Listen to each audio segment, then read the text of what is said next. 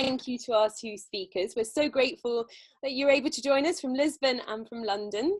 And for our first conversation event, so it's another experiment for the BSR and the virtual BSR.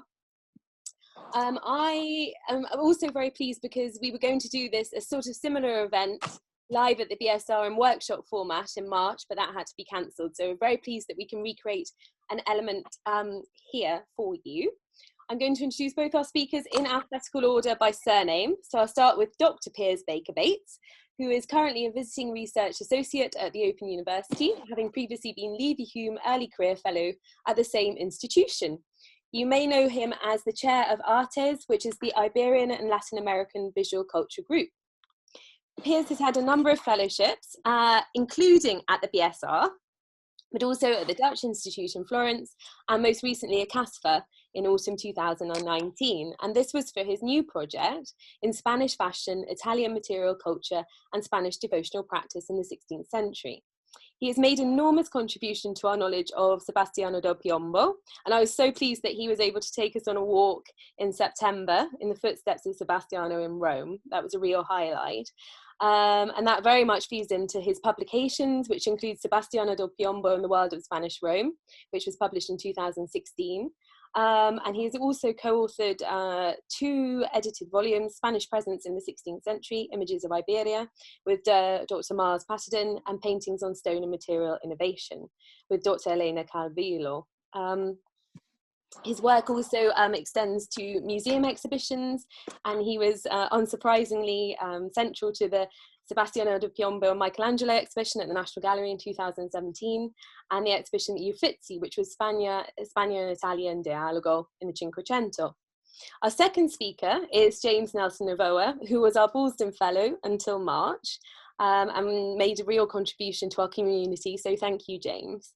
He is Associate Professor in the Department of Modern Languages and Literature and Medieval and Renaissance Studies at the University of Ottawa, and after his PhD, he was postdoctoral Fellow of the Foundation for Science and Technology of Portugal, and then a researcher on the research project funded by the European Research Council and led by Professor Joseph Kaplan at the Hebrew University of Jerusalem.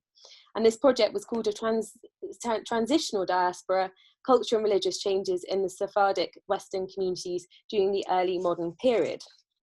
He is author of the book, Portuguese New Christian Lives in the 16th Century, which was published in 2014, more than 30 peer-reviewed articles and 25 book chapters. Among his areas of academic interest are Italo-Iberian cultural relations in modern period and the new Christian diaspora in Italy in the 16th and 17th century. So I'm sure you can see from these 2 introductions that our 2 speakers will have a lot to converse about. So I'm not going to take up any more of your time, but safe to say, I look forward to your conversation, which is around the theme, the Iberian and the other in early modern Rome. So thank you. Okay, I'm slated to begin. So I'll begin with my thanks to Harriet for this kind introduction, for Peter for organizing this, and the director, Stephen Milner, for coming up with this idea of virtual lectures that in lieu of real ones, which unfortunately I'm not able to give and would have wanted to. As Harriet mentioned, this was initially, this is kind of hybrid in many senses. It was initially going to be, I was initially going to give a lecture and be part of a seminar on the topic of foreigners in Rome. So we've literally blended all of this into this dialogue between Piers and I, centered around the idea of exploring the theme of the other, and a very specific other, as there were others in Rome, in foreigners in Rome, that of Iberian Conversos. So I know that a lot of this might be new and exotic and strange, which is why I'm going to kind of go back a bit to explain the context and just who these others were. Right? The story really goes back to the end of the 14th century, actually before that, because for centuries, Jews and Christians and Muslims, of course, coexisted in the Iberian Peninsula, in Spain and Portugal, not always peaceably and not on equal terms, but nonetheless, Jews did live in the Iberian Peninsula for centuries. Once again, not in an idyllic fashion, but basically that balance, at least in Spain, changes drastically in 1399 when a series of anti-Jewish, we could say pogroms, pillaging activity takes place throughout of Spain, and which provokes a series of conversions on the part of these Jews who, I guess, seeking to, in some way, save themselves and their livelihoods, convert en masse to Christianity. So literally in a very short space of time, whole Jewish communities become officially Christian, right? What happens is that in the wake of this, there is a new group, social group, you might even say social class of individuals in Spain. New Christians and old Christians. That's to say, people who had been Jewish and had embraced Christianity under duress, yes, but publicly embraced Christianity, and people who claim to have always been Christian, to always have Christian family roots, to literally have not been stained by a Jewish past. And this is cast in very explicitly racial terms, in terms of blood, right? The distinction is between people who have Jewish blood and people who have Christian blood. It's literally put in those terms, right? And it's a distinction that quickly arises and that quickly colors a lot of aspects of social interaction, right? This distinction between old and new Christian. It quickly becomes very important, right? To clearly distinguish one group from the other. People who have stained and defiled blood and those who don't, right? In some way, in spite of the fact that there are many people who joined the ranks of finance, the Spanish court, or even the church, important prelates, bishops even, who would, even first generation Jews who embraced Christianity, nonetheless, the stain is still there, right? Of this Jewish blemish or Jewish past. It really comes to a head in 1449 when in Toledo, they introduce a statute barring people who have Jewish blood from certain civic and ecclesiastical offices, right? It's the first of such statutes of blood purity. That's to say, it insists that people be pure of blood, have no Jewish past, no Jewish ancestry, in order to accede to civic and ecclesiastical offices, right?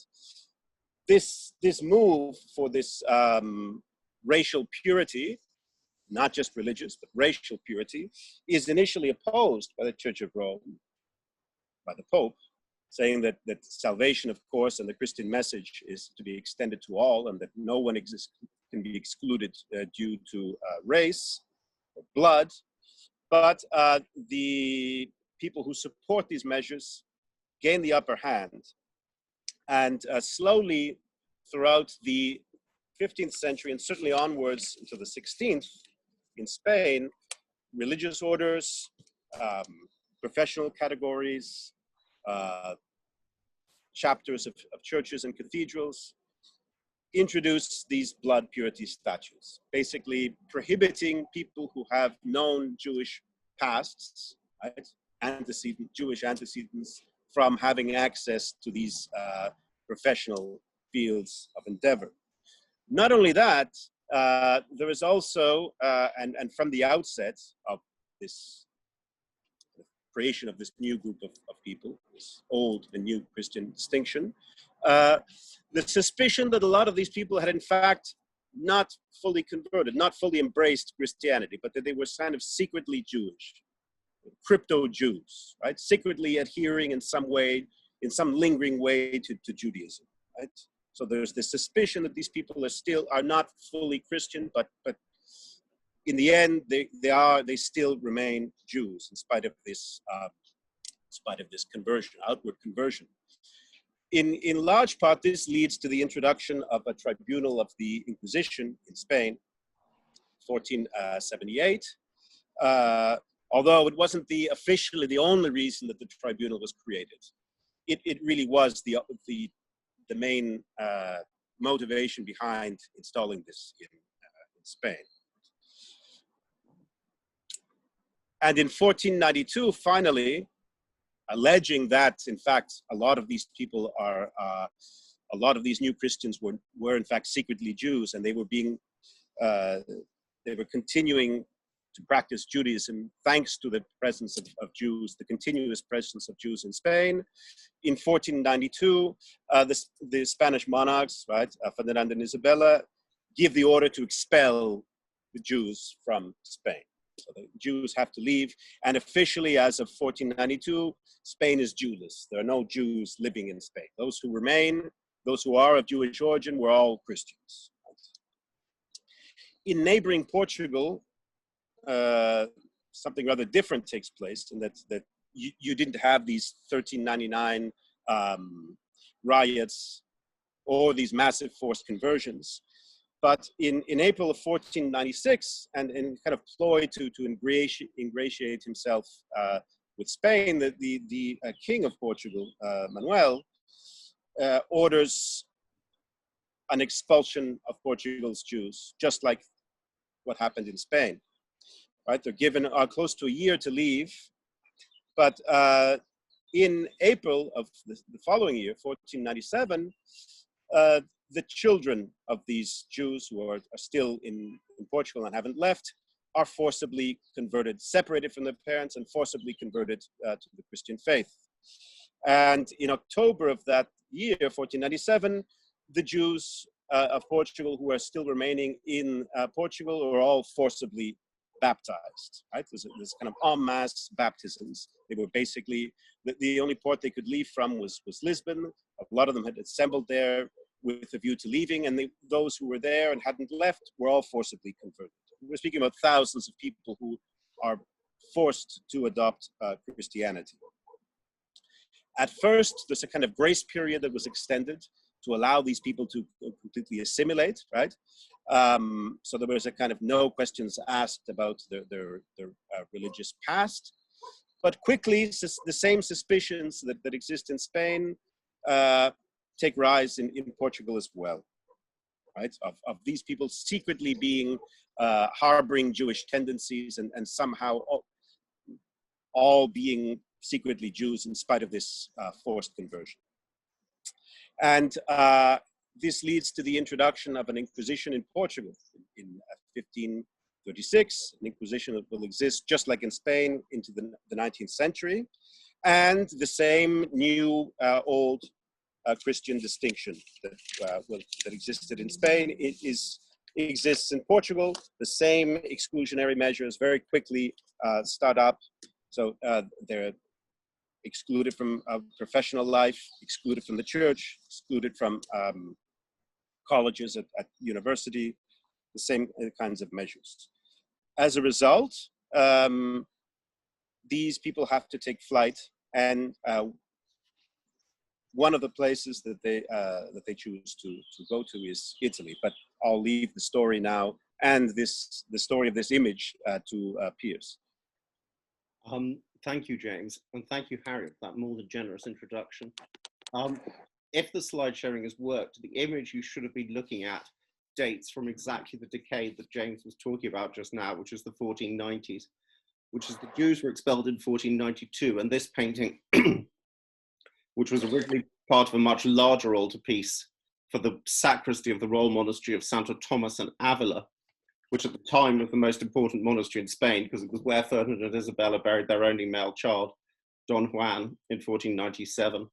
And this was painted by an artist himself, probably, although not certainly of Converso origin, called Pedro Berruguete, who had spent 20 years or more in Italy, mostly in Urbino and Florence. And when he came back to Spain, became the preferred painter to the royal court. And in the late 1490s, he painted this enormous multi-paneled altarpiece of St. Dominic for the sacristy of the monastery of Santo Thomas at Avila. What this painting supposedly shows is St. Dominic in the early 13th century quizzing some Albigensian heretics in the south of France. But what it actually represents equally is a contemporary auto de fe, which is the trial that you underwent if you were perceived as being Jewish. And if you look, and I'm sorry, the one thing that Zoom doesn't appear to have is a pointer, But if you can see the bottom right of your, bottom center of your slide, you can see two poor sods who are about to be burnt, and then two others below them who are wearing the costume of those who have been tried by the Inquisition are about to be punished. So this is on the one hand a historical image, but at the same time it is a contemporary one, which illustrates very vividly, I hope, what James has just been talking about. But we've talked far too much about Spain, as I'm sure what most of you want to know about is Rome, and in particular what being a converso Jew, of whom there were many mentioned Rome at this period, and so I will therefore hand back to James now. Okay, as I mentioned, kind of place of choice for these exiles, and for what very soon constitutes a major worldwide diaspora, was Italy, especially in the part of the Portuguese. Why? Because it's known that a lot of these, even before leaving Portugal, belonged to important mercantile networks throughout the then known world, and they are courted. They are invited by a lot of rulers, Italian rulers, heads of state, to settle in different localities. Some of them, and I'm not going to go into this now, but some of them, however, choose Rome. One might ask, why Rome? Because you don't have the same kinds of mercantile interests that you might have in Tuscany or Venice, where many of them settle, right? Why do they choose Rome? A lot of them choose Rome because of its symbolic importance, right? As the seat of the Roman Catholic Church, because of its historical importance, right? And also as a way that they could kind of recreate their lives, they could kind of whitewash their tainted pasts, get a new lease on life, so to speak, right? Retell their stories in a different way. So being able to symbolically live in Rome and live and thrive in Rome was a way of showing, displaying, flaunting your Catholicity, right? It was also a place where there was a long-standing Iberian community, right, for centuries. And since the 15th century at least, there were 3 Iberian churches. And there's an image of one of these churches, San Giacomo de Spagnoli, right, in Piazza Navona. It's probably the most important of these national churches, right? Piazza Navona, of course, which with its symbolic and real importance as kind of civic center of the city, linked to a storied past, and also a center of revelry and celebration, right? So just like as it is today. So the image next to Piazza Navona is what was the church of San Giacomo de Spagnoli, now the Church of the Sacro Cuore that still exists. I think you have to go on to the next. And the other 2 images are of the national churches of Santa Maria in Monserrato, that is now, in fact, officially, it was the Church of the Aragonese and the Aragonese nation, so Aragonese and Catalans, and that is now officially the Spanish National Church in Rome. And next to it, the Portuguese National Church, that is still the Portuguese National Church of Sant'Antonio dei Portuguesi, right?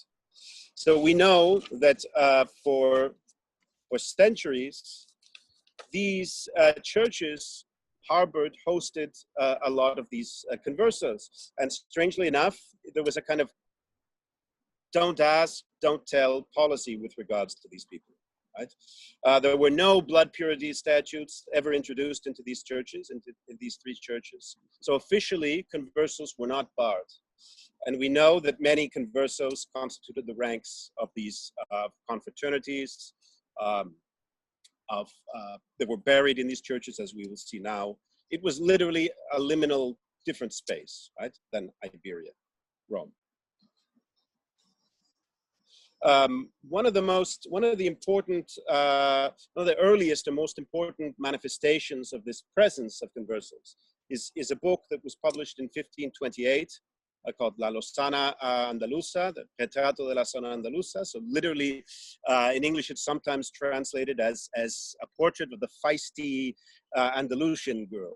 And what it is literally the portrait of a converso, a woman Converso who heads to Rome in the 1520s and lives as a prostitute in Rome. Most critics agree that it was penned by a man, an Andalusian prelate, right, a priest who settles in Italy, very, very likely of Converso origin. And he publishes this book in Venice after having lived in Rome and having had to leave Rome after the sack of Rome. And what he does is portray the life in a very racy way of this Andalusian prostitute and Iberian Jews living in Rome, right? So what would have been maybe a no-no in Iberia is possible in Italy. And that leads back to me, I think. And we go from the racy to the distinctly less racy. As Conversos specialized in certain professions after moving to Rome, there were a surprising number of ecclesiastics among them, which James will talk about in a minute. But another profession that Spanish Conversos particularly occupied at Rome was that of medics. And this is a frontispiece to the early 17th century edition of a doctor called Joan Valverde, who wrote in 1556 a Disposición del Cuerpo Humano, literally translated the story of the human body. And Vesalius, who most of you will hear, complained vociferously that most of this was ripped off from his earlier work. But what's particularly important about Valverde's work, as well as his Converso origin, is the fact that it was produced in a very important milieu for Spanish activities in Rome in the 1550s, the court that gathered around the Papabile Cardinal Juan Alvarez de Toledo, who was twice nearly elected Pope, and in the mid-century was probably the most important Spaniard at Rome. And we'll talk a bit about cardinals' courts later in this talk, but many of the Spaniards gravitated to that of Alvarez de Toledo in the 1550s, among them Valverde, who was his personal doctor, and under his patronage, he produced this fabulous text. And what it's particularly famous for is not even its medical knowledge these days, but what it's particularly famous for is its illustrations, which were produced by an immensely able artist from Andalusia called Gaspar Becerra, who is too little known these days, but who spent 10 years in Rome between roughly the mid-1540s and the late 1550s, before going back to Spain and becoming a royal artist. And you can see from the image I'm showing you, it's hard to tell whether it's your left or right from Zoom, whichever. The one that is not the portrait of Valverde is an image from this book, and you can see how Becerra, and this is not his normal line of work at all, how Becerra has produced this amazing image of the flayed human body that is so evidently based on Michelangelo's St. Bartholomew in the Sistine Chapel. But Valverde was far from the only Jewish Converso doctor in Rome in these years. And another one, at the same time he had an active career, there was another doctor, Julius II, who was Pope, Julius III, sorry, who was Pope from 1550 to 1555. His personal doctor was a Jewish Converso from Segovia called Andres Laguna. And I think James is going to talk more about Portuguese Jewish doctors now. Oh no, he is not actually. I actually forgot. I had to include this slide. For its kind words. You can't not have a talk without a Sebastiano in, but there is a very specific reason for putting this in. This is the famous Christ carrying the cross by Sebastiano, which was painted for the ambassador in Rome between 1553 and 1533 and 1536, the Count of Cifuentes, who was basically a placeman and does nothing. But what is interesting about Cifuentes is he and his family played a large role in protecting the Jewish community, or should I say more correctly, the Converso community of Toledo over many years through the 16th century. And that is probably what the Cifuentes is most famous for, apart from his role as a patron of Sebastiano, but I really included that for my personal pleasure. Now, James, we'll talk about Jewish doctors. Before Jewish doctors, though, we have to speak about merchant bankers, because the next slide is of a chapel that still exists. One of the few chapels that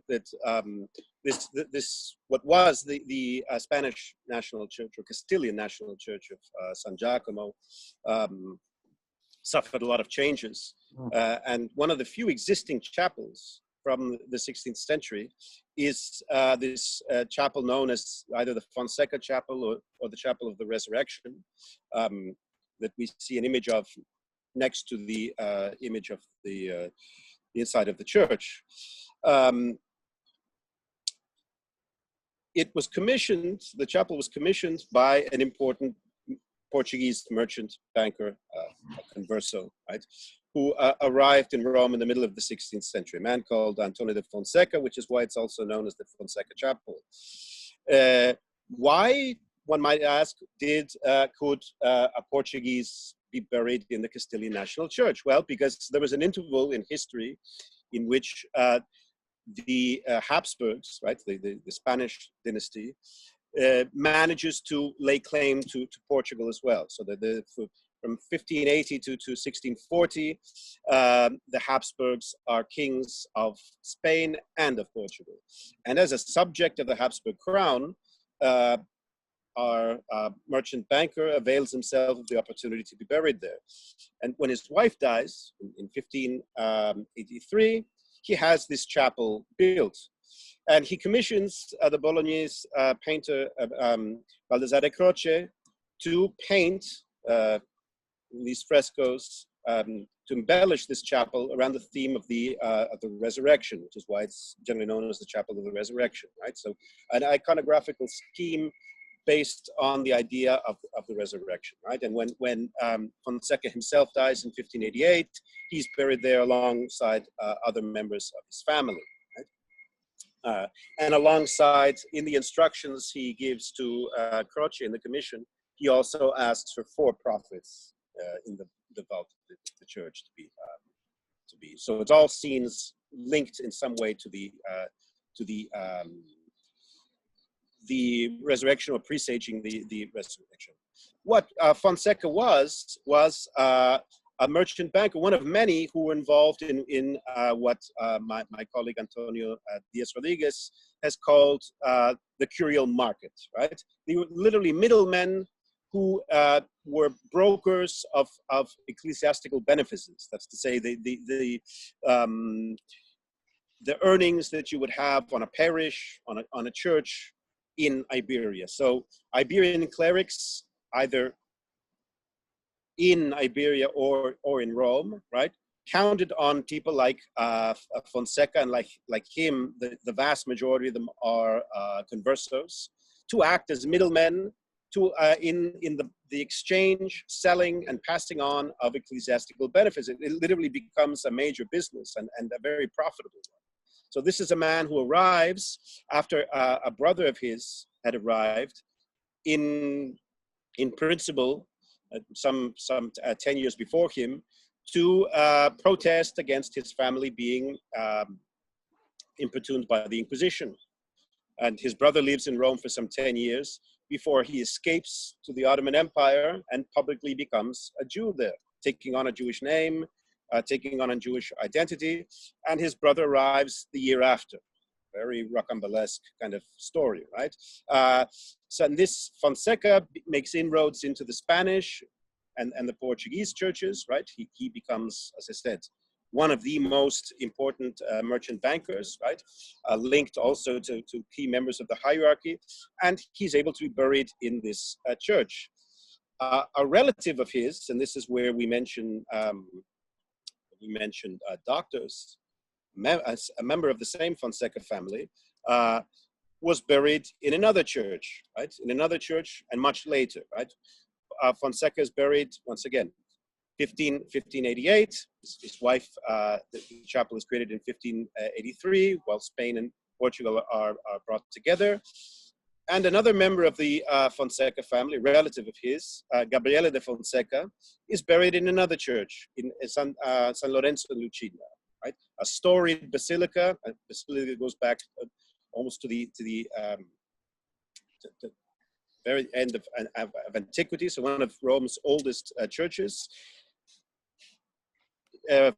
Fonseca dies in 1668, and he commissions Bernini to embellish this chapel based on the iconographical scheme of the Annunciation, right? At first, his mother is buried, and there's an image of this bust of his mother, and then himself, and he leaves a disposition that other members of the family be buried there as long as they keep alive the family name, right? It's the condition by which they're able to be buried in this this church. So very important to keep alive this kind of Portuguese identity in order to be able to have this privilege, right, of being buried there. We know that Fonseca becomes the personal physician to Innocent X. He's a professor of medicine at the Sapienza, right, at the University of Rome.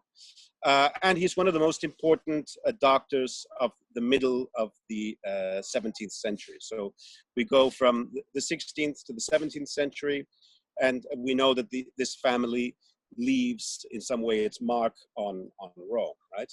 And what better mark on Rome can you leave than chapels and your own image? So while our first Fonseca leaves a tomb, and we know that in one case, both in the case of the tomb of his wife and of his, there are kind of allusions to their family stories.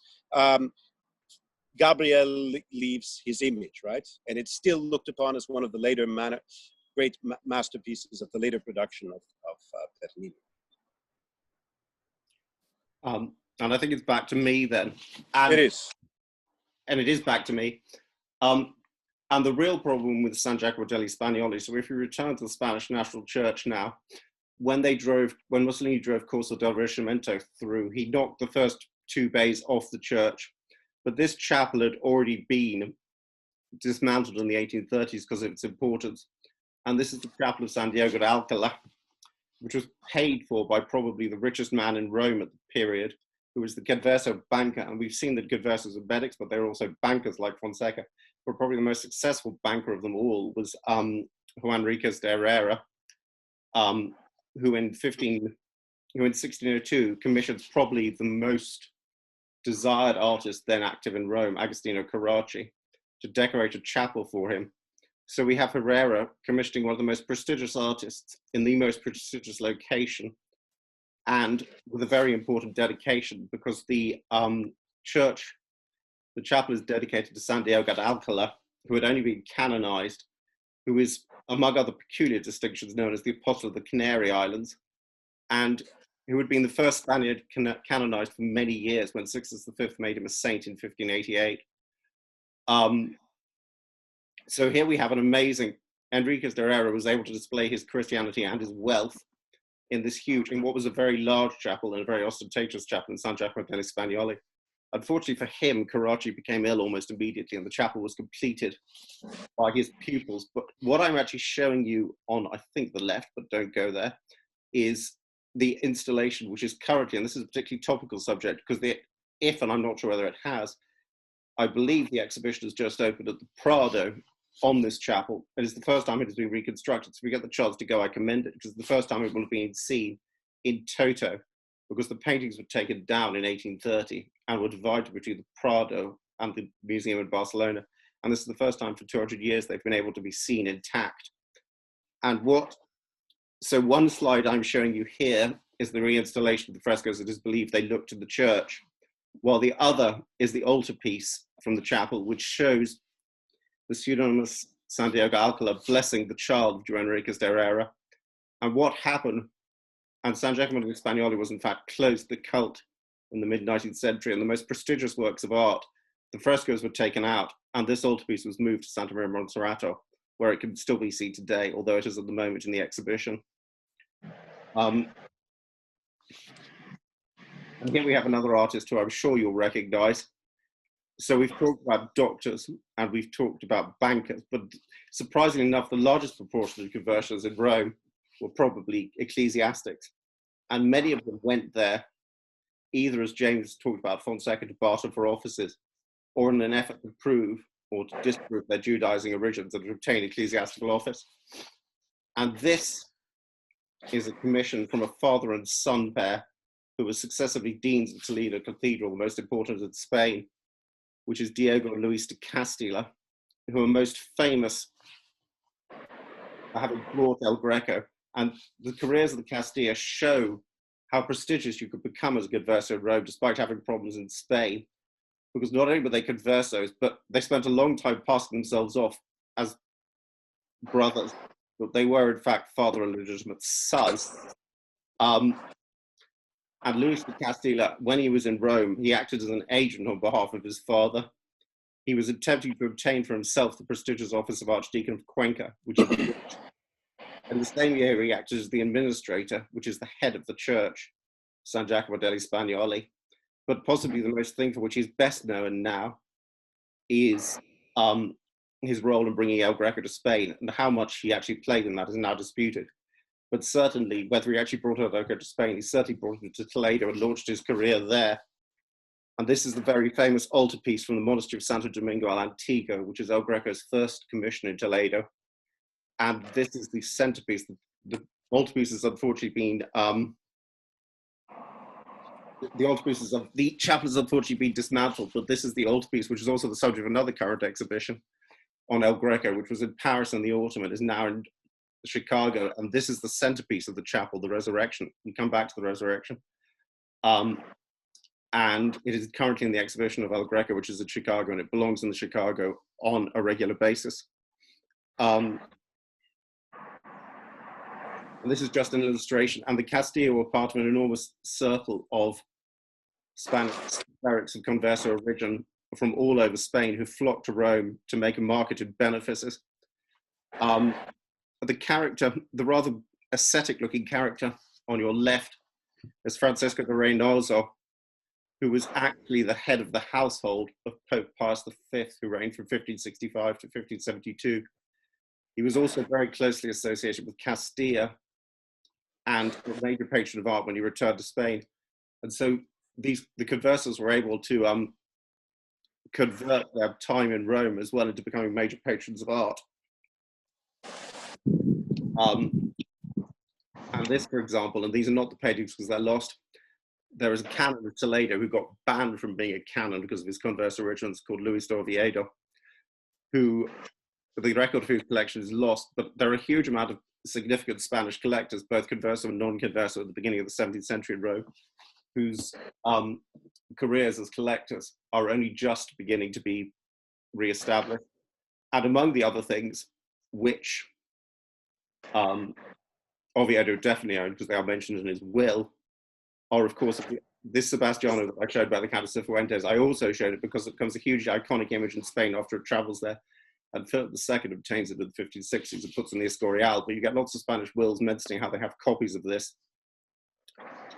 But Oviedo not only liked antique painting, but also modern painting. And the painting on your left is a copy of the famous imposition of the chasuble on St. Ildefonso, which Carlo Saraceni painted for the Cathedral Chapter of Toledo in 1514. 1614, sorry. And Conversos, and before I hand over to James again, we should just bring up the point. The people we've talked about so far as Conversos, they went to Rome and they came back to Spain. They did, to use James's own words, they went to Rome, they cleaned their records, they came back to Spain, generally having succeeded. But there were also families that could make a permanent residence here. Malaga Cathedral of the Tutores, 3 generations of whom have carved out gradually more successful ecclesiastical careers. On your left, the 2 in bronze, they're both called Luis Tutores, confusingly. One was Archbishop of Salerno, excuse me, the other was Archbishop of Monreale in Sicily. And these are tombs that also emphasize their Roman success. And these are undoubtedly Roman tombs, although there's debate as to who actually did them. Probably Antonio Dossio. And the eldest Torres also built himself. You would probably walk past it to the Piazza Navona because it's quite ugly, but just down from San Giacomo degli Spagnoli is the Palazzo de Torres, which Piero Ligorio built Torres in the 1550s. And the Roman art historian Antomelio has a rather sweet theory that this small Madonna attributed to the Venusian Apsley house is actually painted from the windows of the Torres Palazzo looking onto San Giacomo degli Spagnoli, which is a nice theory. Whether I believe it, I'm not convinced, but it certainly does so San Giacomo.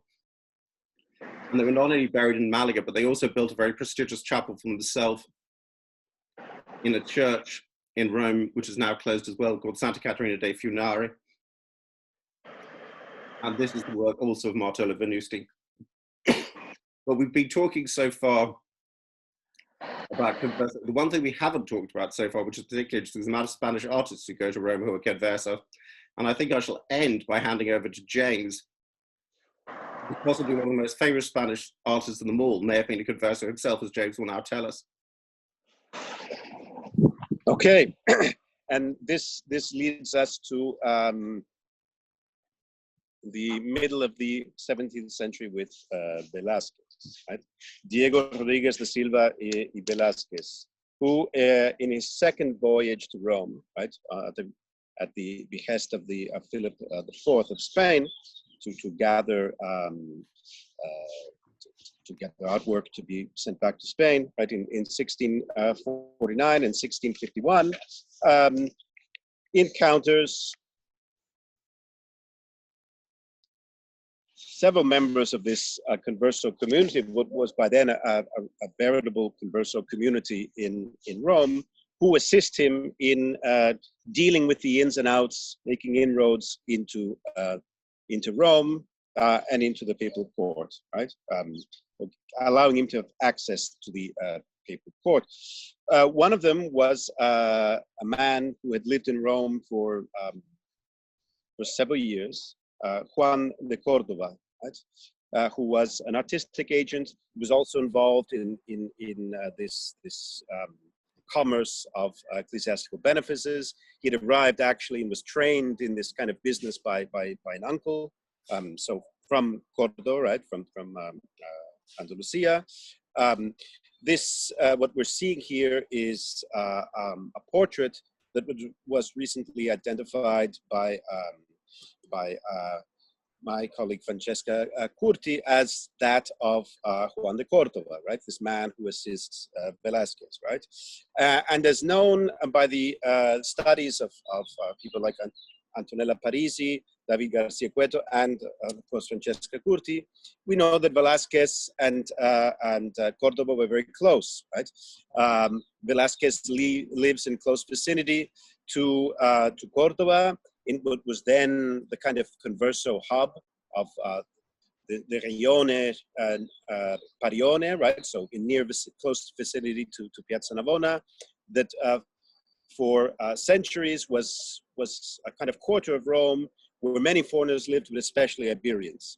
And by the middle of the 15th century, at least, the bulk of the Conversos we know lived there. We know this through a number of sources, right? And throughout the 17th century, especially thanks to the study of parish records, we know that there's a sizable community of these new Christians, right, Conversos, living there, right? When Velazquez leaves Rome, we know that Cordova was left in charge of managing his affairs, and among other things, kind of helping to raise his illegitimate son Antonio by this man, by Cordova, right? Another character, we have another portrait, is that of Ferdinando Brandão, who was a Portuguese converso, right? A second generation Roman, right? So belongs to this Portuguese family that settles in Rome at the end of the 16th century, linked just like Fonseca to Spain, right? So people who throw in their lot with Spain. He becomes an important official in the Datary until he's involved in a scandal and in fact dies imprisoned. But until then, a man of a tremendous influence in Rome, right? And we know that he also assisted Velazquez in making inroads into Roman life and the papal court. And this portrait that initially was thought to be that of a barber was identified by Curti and by another art historian, Marta Rossetti, as in fact the work of Velazquez. Now, all of this could be coincidental, but we know, and it's very likely, that Velazquez himself was of Converso origin on his father's side. When in 1658 he applies to become a knight, right, a member of a religious order of Santiago, he has to go through, like all people, on account of these blood purity statutes, a very onerous genealogical study, right, of his family to kind of disclaim any possibility of a blemish or blur on his family past. At that point, Spain was at war with Portugal, so Spain can't send people to actually interrogate members of the family. So they send people nearby in the border, right, to the north of Spain, to gather information. Through hearsay, they say that in fact the Silva family, and the Silva family is a prestigious name, belonged to storied Portuguese nobility. These are kind of instruments that many people like Velasquez used to accede to the nobility by inventing this kind of forged nobility, by whitewashing their pasts, and in the end, through a papal brief, he's able to have access to this military order and dies shortly afterwards, right? Whether or not these common converso, very probable, I think, common converso pasts on the case of Velasquez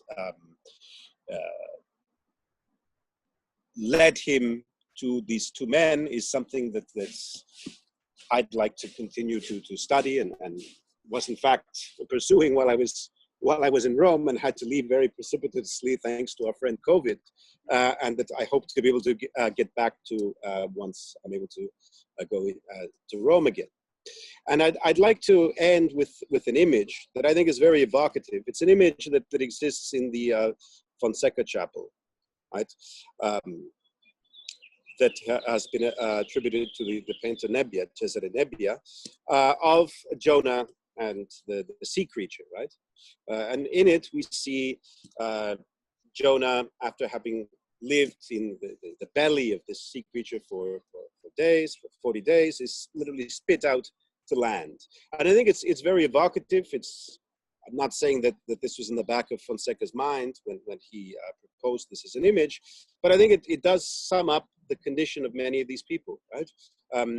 Literally spit out onto dry land, right? Into this new place, this kind of liminal space that Rome was, where they were able to fashion their stories, retell their stories, get a new lease on life, so to speak, to become something different, to be able to obviate their family pasts, invent new family presents for them, and futures for their families through art patronage, through cultural endeavors, through being involved in finance. And this is the case of both of people who were mentioned by Piers as people who go back to Iberia and with this kind of clean past and possibly Velasquez himself, or those who stay in Rome.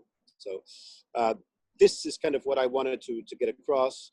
I think this is also what Piers was trying to get across, and I'm very grateful to have been able to been in dialogue with him and have learned. Unfortunately, I'm not an art historian, nobody is perfect, but to have learned a great deal and to really get a feel for just how important art patronage is and how it factors into this accruing of social capital that was so important for this excluded minority in Iberia, right? That chose Rome as a new homeland, or as a new place for their livelihoods and their stories. So, thank you.